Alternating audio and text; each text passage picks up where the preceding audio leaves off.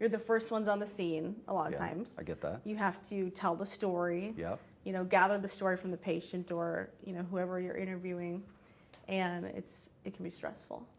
You know why that makes sense to me? Because news is triaging what's most important that you can immediately disseminate. Exactly. So you nailed it. It makes sense. Tell me about little Kelsey growing up. Little Kelsey, I was a shy little kid. Yeah. Which is crazy to think now. But yeah, I was a shy little one. I was an athletic little one. That's when I really had a lot of blinking going on. And so my mom enrolled me in like karate, thinking that, hey, she needs to like build self-esteem or whatever she thought was going on, because she didn't know. And it just never went away, because that wasn't the problem at all. But yeah, I guess I grew out of my shell, and here we are today. So how did your family first interpret the blinking? You know, that's a good question. So I was thinking about how much I wanted to share with this, because growing up was kind of stressful. I grew up with just my mom for the most part, so we're really tight. She's like my bestie. Yeah. My dad grew up, or when I grew up, he had a drinking problem. Yeah. And they weren't married. So again, just me and my mom. And she thought that the blinking had to do with that. She thought I was stressed out, didn't know how to get my emotions out, because the neighbor boy had a similar story and he also blinked a lot. And so, you know, that's where the karate piece comes in. She thought it was like, oh, we gotta get her to open up. But that obviously wasn't the case. And then a lot of extended family actually would say, stop blinking, why are you doing that? Stop. Because they just didn't understand. And that would make it worse. And how did the younger you react to that? I mean, I would just blink more. Yeah. Because you're stressed out from it. Yeah. And it just made me feel like I had to like hide, you know? And I remember, it's kind of gross, but I would always like have bigger shirts on as a kid for whatever reason.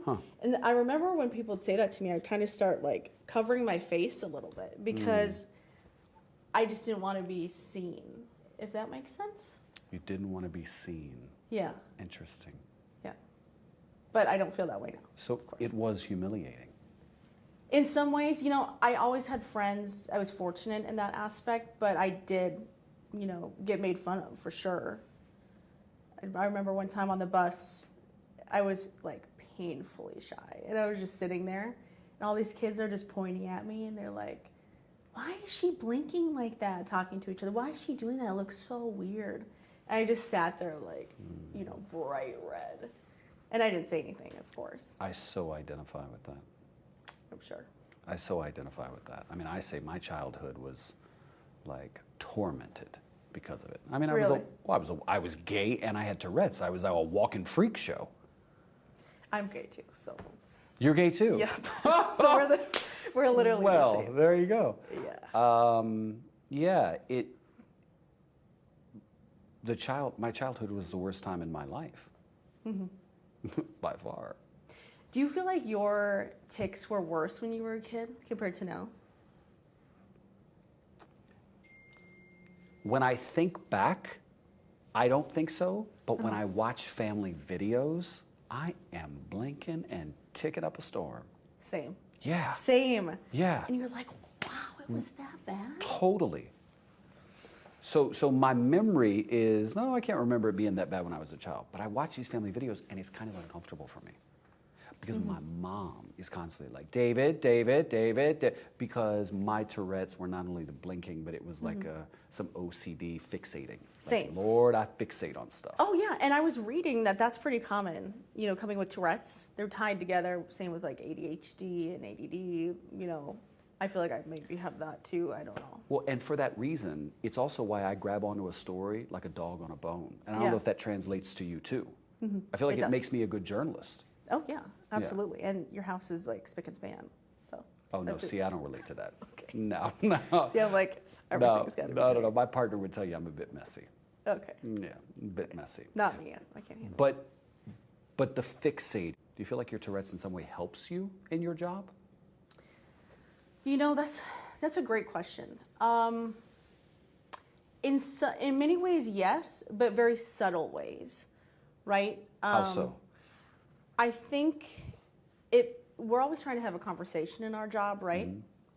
And I think it humanizes everyone in the room, if that makes sense. And I hate to say it like that, but it just does. We all have something. And it's just such a great reminder. Like, we're all just people talking to each other, whether I'm talking to a politician and I have to, level up in some sort of way, or not level down, but just come down to where someone's at, And I think that helps. And I also think, especially when it comes to breaking news, it's both a challenge and an advantage. Now, how is that affecting breaking news? Because I'm sure you can identify with this too. You're stressed out in the moment, and that's when tics get worse, right? Yes, so it happens to you too. Absolutely. Oh my God, yes. And so it seems like, I don't know how you handle this, but there's, Kelsey 1, Kelsey 2. Kelsey 1's thinking about what you need to say and explain. Right. Kelsey 2 is thinking about, okay, make sure that you keep your eyes slow, make sure that you don't blink. So what are your tics in a breaking news environment? What do they look like? Blinking is the worst. So, and what is that? It's just... I mean, it's just like, kind of like that. Okay, so it's that fast. But I can't do it because the tic actually kind of just captures my eye, and it's a lot harder and faster. Where if you're like this almost. kind of like that. Yeah. So if you're watching, Yeah. you know that it's not just like, oh, it's a sun or something in your eye. It's like, what's going on? People look at you. Yeah, exactly. You know what happens to me? I start doing this. Like, I've been in a breaking news van before, in a breaking news story, and I start doing this. And what happens is I don't know it, and then after a while it starts to hurt my neck, and that's how it dawns on me, like, oh, I'm ticking. And you're like, yeah. Yeah. Same. I don't know either. I have a sniffing tic, so we'll be in an edit bay, and we'll be doing an interview, and I'll hear myself, and I'm like, is the editor listening to this? I have the same thing. Really? And that's what I just so identified with you when I saw your story. Yeah. And I do the same thing, the sniffing. But it just, just kind of off topic. I just thought it was really cool that you were so open about your tics and, paving the way for awareness, because I don't know how you feel about this, but when we were kids, it kind of seems like the stigma, right, was there with Tourette's. Totally. And a lot of people didn't know what it was, or didn't want to talk about it, or it was weird. And it's none of those things, right?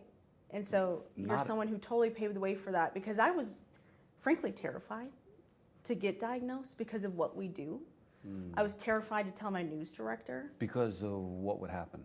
Because I'm worried that they wouldn't understand what it is, thinking I'm going to, swear on air, do something on air that they wouldn't want, unable to trust me. But I got the complete opposite response. And I was very thrilled about that. Saying, my new news director at that said, I trust you as a journalist, and I trust you to make this decision that you can be on air. You have been, for 4 or 5 years. What's the difference now? So I was very thrilled about that. I feel like we've come a long way. How did you first see my Tourette's story? Well, I watch your stories. Okay. I'm a fan. You guys do great work. So. Thank you. Yeah, so I watched, actually, you know what? My mom sent it to me. And I was just blown away. And she's like, if you decide to, ever go in, because as adults, we kind of talk about it now, like, maybe I do have this, I don't know. If you ever decide to go in and get diagnosed, you have to message him. So I messaged you because she was also pushing me. So, but let me ask you this. Your entire life, until just recently, you just assumed you had Tourette's, but it was undiagnosed? No, I didn't know. I didn't know what was going on. I figured that probably was the case. So you just found out? Yes. That it's confirmed 3 weeks ago. Tourette's. Wow. And you're how old? 28. 28 years of living, and you just got the confirmation. Wow. Yes. It's what led you to go in and see the doctor? Not to sound cheesy, but your story. I mean, honestly. Because you're the only other journalist on air at that that I know that has Tourette's. What was it about my story that you identified with that made you think, maybe that's what I have? Let me go get checked out. Well, I have the sniffing. Yeah. And I have the blinking. Those are my 2 big ones. And I thought, maybe Tourette's is a sliding scale, and it is. I just was like, oh, well, maybe I just have like this little tic or whatnot. But it's Tourette's. And how did you receive the diagnosis? It was fine because I was like, I know I have something in the realm of the tic world. Yeah. But I didn't think it would be Tourette's because I thought that I had to have a few other things. But they're like, no, this is for sure Tourette's because you have a vocal and a motor. So here it is. And you can also take medicine for it. What's So your there's vocal tick? Well, they consider like the sniffing vocal. Oh. And, you know, I'll do some stuff, you know, once in a while. But those are my two big ones. Have you gotten new ticks as you've gotten older? No, they've actually gotten better. That's interesting because for me, as I was getting older, it was getting less and less and less and less. But within the last, I'd say 10 years, I've developed like one that is pretty noticeable. It's with my tongue, so I will do, it's not attractive, and people see it and they hear it, and I don't know. It is what it is. It is what it is. It is what it is. And I just walk with it and live with it. I mean, I don't think it's a big deal. Do you? No, I don't at all. Like, you know, I'm not embarrassed by it. Are you? No, I'm not. Maybe I was a few years ago, if you asked me that question. But since getting this diagnosis, I'm not because I know what it is. Before it was just, I didn't have an answer. So then what does the diagnosis do for you that is helpful? Well, first, medication. Okay. What are you on? It's a blood pressure medication. I think it's Which one? Klonopin. Klonopin? Klonopin. Yeah. Thank you. I'm a was medic. I should know this. I was Come on clonidine at the age of 6. They put me on a blood pressure medication at the age of 6. Who thought that was a good idea? Oh man. Did Yeah. it help your tics? I don't know, but it put me to sleep, literally. Literally, I would fall asleep in class almost every day. My parents ended up making me repeat a grade because I practically slept through the start of 5th grade Wow. on a patch for blood pressure. If I seem a little bitter about it, I think I kind of am. Yeah.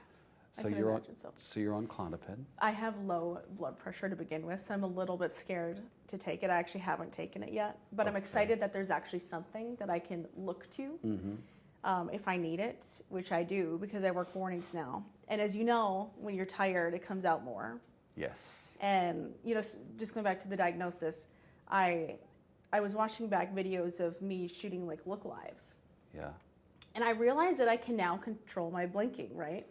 Because this was the aha moment for me. I'm watching myself on camera, Yeah. and then I'm done, and all of a sudden my eyes are like going nuts, and I didn't even know. And I'm like, oh my gosh, wow. And I showed the doctor. He's like, yeah.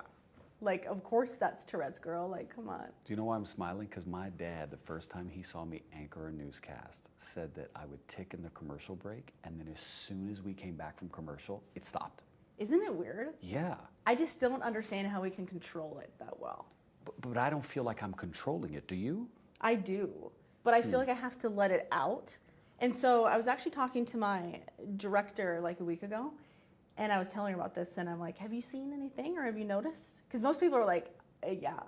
And she's like, yeah, before we take you live, you do that. And then you hit the SOT, right, like the sound bite. Yep. And all of a sudden you start blinking, and then you come back on live and it's gone. And I thought that was just your thing. Everyone has their thing to prepare themselves. And I was like, no, that's not, I mean, I guess it is.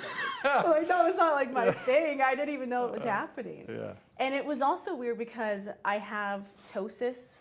So if you're familiar or not familiar, it's kind of like a congenital muscle disease where my eyelid didn't develop fully. So my right eyelid kind of drooped a little bit, Huh. which you could tell on air. And so I had surgery to lift it Oh, interesting. because it was drooping into my pupil a little bit. Yeah. So now my right eye doesn't blink as hard as my left. Okay. My left ticks more.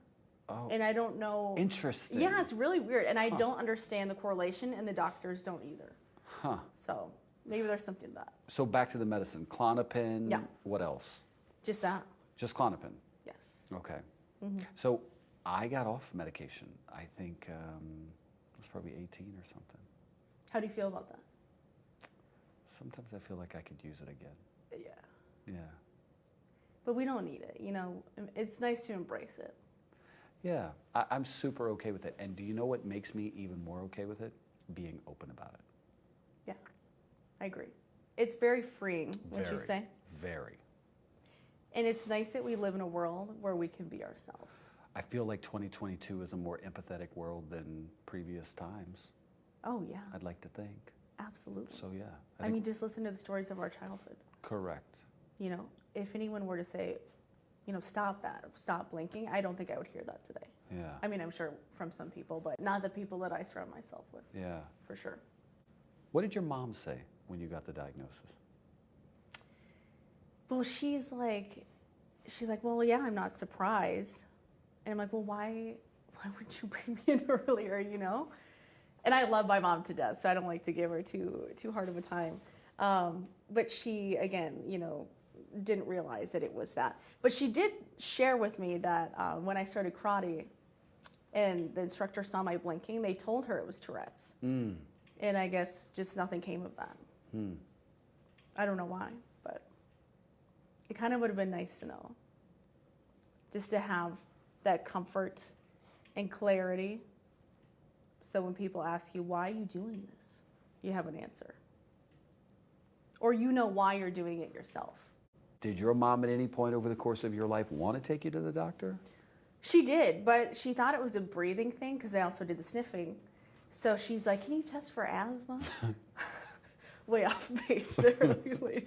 So I think she tried. But she also had this mindset that she didn't want me to have a medical record.